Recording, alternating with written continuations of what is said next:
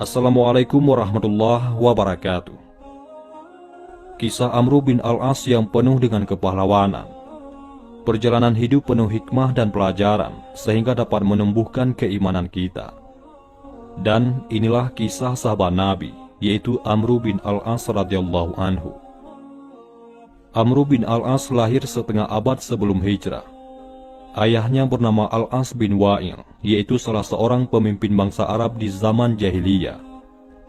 Ayah Amru adalah orang yang terpandang dan bernasab tinggi. Sedangkan ibunya adalah seorang wanita hamba sahaya, ataupun bekas tawanan yang kemudian dinikahi oleh Al-As bin Wa'il dan melahirkan putra yang bernama Amru bin Al-As. Pada masa jahiliyah, Amru menjabat sebagai gubernur dan menjadi orang yang terpandang sebagaimana ayahnya. Meskipun Amru seorang petinggi, tidak sedikit kaumnya yang mengejek Amru terhadap kedudukan ibunya, karena ibunya bekas seorang hamba sahaya atau budak. Pernah suatu ketika, saat Amru menaiki mimbar dan berpidato di hadapan kaumnya, di sana ada salah satu mereka yang bertanya tentang siapa ibunya. Namun, mereka bukan bermaksud bertanya karena belum tahu, tapi mereka berniat mengejek. Bahkan mereka akan memberi uang jika Amru mau menjawab.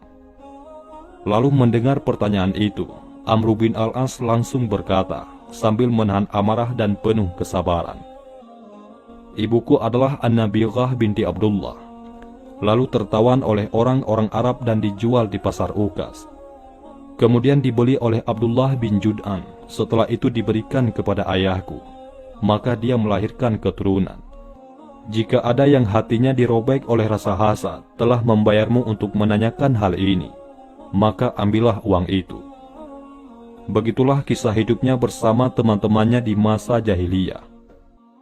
Pada saat itu, orang-orang Islam sudah banyak yang mendapatkan siksaan dari orang-orang Quraisy, sehingga kaum muslimin hijrah ke Habasyah untuk menyelamatkan agama mereka. Namun, orang Quraisy tidaklah jera dan putus asa. Mereka pun berniat untuk mengambil kembali kaum muslimin dari Habasyah dan menyiksa mereka kembali. Akhirnya orang-orang kafir Quraisy memilih Amru bin Al-As untuk dikirim ke Raja Najasyi. Karena Amru bin Al-As dan Raja Najasyi mempunyai hubungan dekat, atau bisa dikatakan sahabat dekat. Setelah Amru diperintahkan untuk mengambil kaum muslimin, Amru bin Al-As datang kepada Najasyi dengan membawa hadiah. Tibalah Amru bin Al-As di Habasyah dan bertemu dengan Raja Najasyi. Amru pun memberi salam dan hormat kepadanya, lalu berkata, "Ada beberapa orang dari kaum kami yang kafir kepada leluhur mereka. Mereka membuat-buat agama baru pada diri mereka. Orang-orang Quraisy mengutusku untuk meminta izin kepadamu agar mengembalikan mereka kepada kaum mereka, mengembalikan mereka ke dalam agama mereka dan ajaran leluhur mereka." Dengan penuh kebijaksanaan, Raja Najasyi tidak langsung menyetujui permintaan Amru bin Al-As meskipun ia adalah temannya. Akan tetapi, Raja memanggil sebagian orang sahabat untuk bertanya tentang agama yang mereka bawa, tentang Nabi mereka dan Tuhan mereka. Setelah Najasyi bercakap-cakap dengan salah satu sahabat Nabi yang bernama Ja'far bin Abi Thalib, namun apa yang terjadi? Justru membuat hati Raja Najasyi dipenuhi ketenangan, serta membuatnya memahami akidah yang mereka bawa dan mengimaninya. Maka dia menolak dengan tegas permintaan Amru bin Al-As. "Wahai Amru, bagaimana perkara Muhammad bisa samar bagimu? Padahal aku mengenalmu sebagai orang yang berakal rajih dan berpandangan jauh. Demi Allah, dia adalah utusan Allah kepada kalian secara khusus dan kepada umat manusia secara umum." Amru bin Al-As berkata, "Apakah engkau berkata demikian, wahai Raja?" Najasyi menjawab, "Ya, demi Allah. Ikutilah aku, wahai Amru. Berimanlah kepada Muhammad dan kepada kebenaran yang dia bawa." Dengan kata-kata Raja tersebut, hati Amru bin As mulai tergoyah dan mulai memikirkan kebenaran yang dibawa oleh Nabi Muhammad SAW. Karena inilah Nabi bersabda tentangnya, Amru bin Al-As masuk Islam setelah pemikiran yang panjang dan tadabbur yang besar. Orang-orang masuk Islam, sementara Amru bin Al-As beriman, yaitu mengimani, namun belum mengucap syahadat. Setelah berpikir panjang dengan hati yang penuh dengan keimanan, datanglah cahaya Islam menyelimuti diri Amr bin Al-As. Terjadi pada tahun 8 Hijriah, Amr bin Al-As pergi ke Madinah. Dalam tengah perjalanan, ternyata dia bertemu dengan Khalid bin Walid dan Utsman bin Thalhah yang bertujuan sama, yaitu bertemu dengan Rasulullah SAW untuk masuk Islam. Namun masing-masing mereka tidak tahu. Sesampainya Amr di depan Nabi Muhammad SAW, ternyata ada Khalid bin Walid dan Utsman bin Thalhah yang juga bertemu Nabi. Lalu mereka berdua menjabat tangan Rasulullah untuk berbaiat. Namun saat Rasulullah mengulurkan tangannya kepada Amr bin Al-As, dia malah menahan tangan baginda SAW. Nabi merasa heran dan bertanya, "Ada apa denganmu wahai Amr bin Al-As?"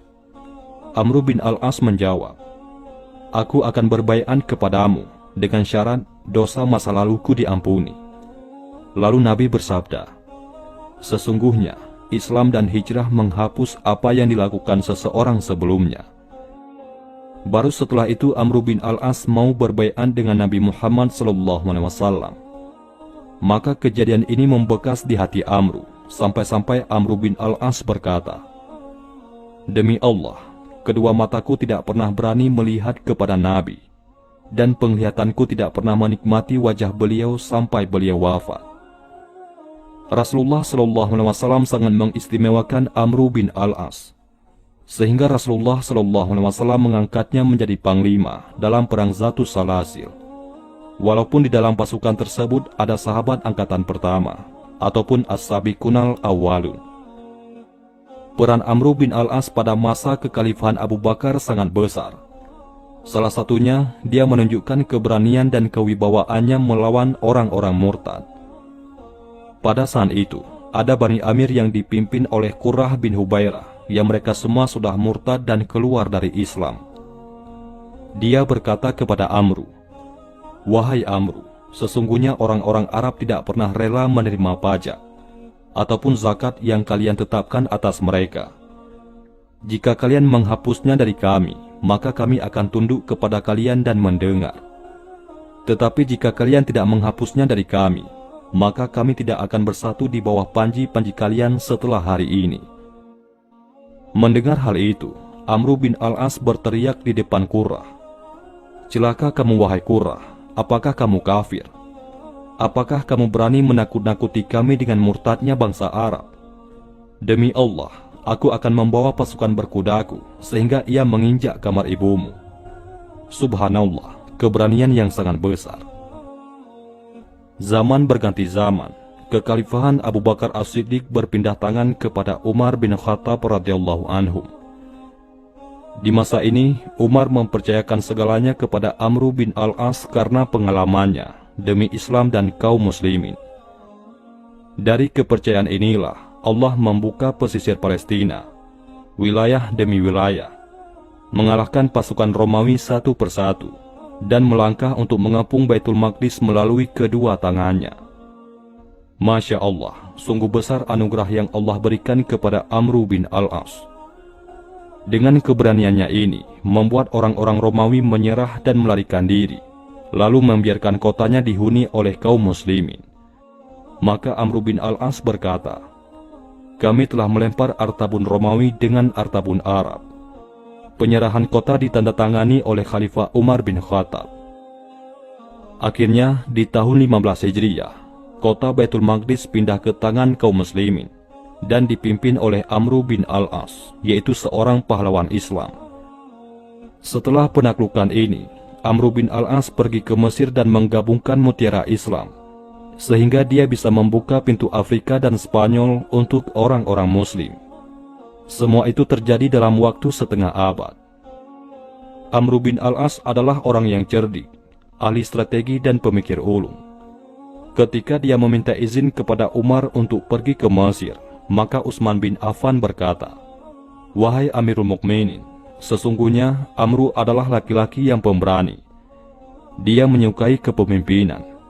Aku takut dia berangkat ke Mesir tanpa pasukan dan senjata yang memadai, sehingga dia akan membinasakan kaum muslimin." Sayyidina Umar bin Khattab menyesal telah mengizinkan Amr bin al-As pergi ke Mesir. Lalu Sayyidina Umar mengirim utusan yang membawa surat darinya. Maka tanpa menunggu lama, utusan tersebut langsung menyusul Amr bin al-As. Akan tetapi, Amr bin al-As dan pasukannya sudah memasuki Mesir.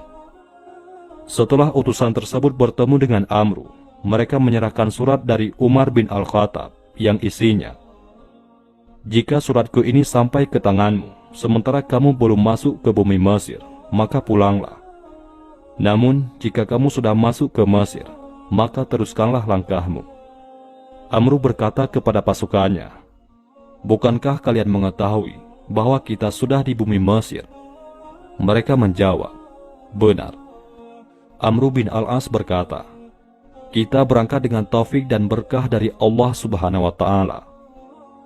Tatkala kaum muslimin mengepung benteng Romawi di Mesir, pemuka Romawi mengirim utusan kepada kaum muslimin untuk mengatakan bahwa pemuka Romawi ingin berbincang-bincang dengan salah satu orang muslim. Maka Amr bin al-As sendirilah yang menemuinya, dan terjadilah dialog yang menakjubkan di antara mereka. Saat itu, pemuka Romawi berniat untuk berkhianat kepada Amr dengan mengatakan akan memberi hadiah lalu membunuhnya. Amr pun merasa curiga dengan gerak-gerik penjaga benteng tersebut. Amr bin al-As berkata, "Wahai pemuka Romawi, hadiah yang engkau berikan kepadaku tidak cukup bagi sepupu-sepupuku semuanya. Maka izinkanlah aku membawa 10 orang dari mereka, agar bisa mendapatkan hadiah sepertiku." Lalu Amr pergi dan tidak kembali lagi. Akhirnya Mesir ditaklukkan Allah melalui tangan Amr bin al-As. Kemudian Amr bertemu dengan pemuka Romawi, dan pemuka Romawi berkata, "Jadi kamu?" Amr menjawab, "Ya, dengan pengkhianatanmu yang gagal." Itulah kehebatan dan kecerdikan Amr bin al-As, sehingga dia bisa menaklukkan Mesir dengan segala kemampuannya.